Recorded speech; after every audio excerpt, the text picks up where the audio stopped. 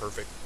So this was a side that we performed yesterday. We did an ethmoidectomy, and we have our ethmoid roof. Our anterior ethmoidal artery is right in this bar of bone. We have a little, you can actually see it right here. We have this first fovea that's pretty consistent before the ostium of the frontal sinus. And we want to have a pretty good idea of where our frontal sinus is before we start our procedure. Just to review, we're down in the sphenoid sinus here. So our target area, and this is really a critical component of the surgical procedure, is to realize that this is the area that we're going to be removing as a part of the floor of the frontal sinus. So we're going to really start with a transaxillary approach to the frontal sinus. But remember, we're also going to be taking out a portion of the perpendicular plate of the ethmoid, and we're going to also have to define how posterior we can dissect, and we're going to do that by identifying the first phyla of the olfactory nerve. We'll come in on the other side, and you'll see we actually have this dissected out on the other side as well.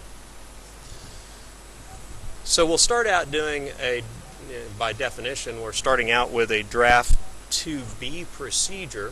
So and I have a 30-degree scope, that's what I'm using here. You do have to actually address the attachment of the middle turbinate. And we're going to do that by removing the anterior attachment right up to the skull base.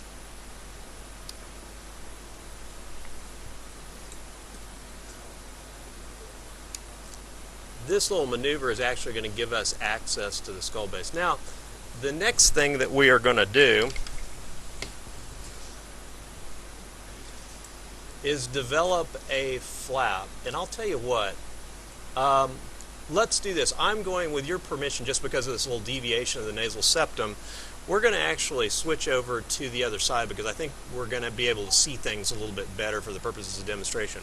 Now, it takes a little bit of time to do a modified Lothar procedure, or a Draf III procedure, and the reason for that is there's a lot of bone, and this is actually a particularly thick frontal beak. We're going to actually take that anterior attachment of the middle turbinate. We're going to leave it stabilized posteriorly. I actually put a stitch in to stabilize to the midline. Could we have a sickle knife? Now this is the point that I kind of wanted to show right at the very beginning.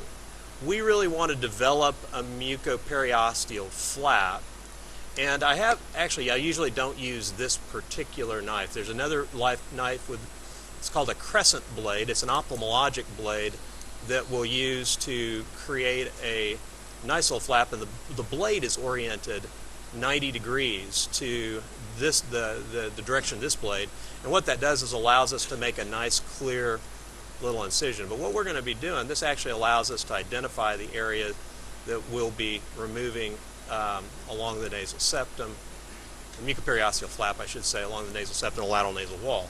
Could I have a caudal elevator? A sharp side.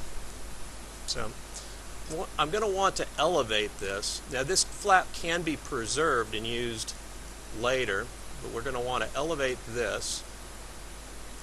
And I've actually started combining this with my nasal septal flap to provide access to the nasal septum, the perpendicular plate of the nasal septum, number one, but also, as you'll see in just a second, it allows us to come over the top here, and we want to early on identify our first phylum of our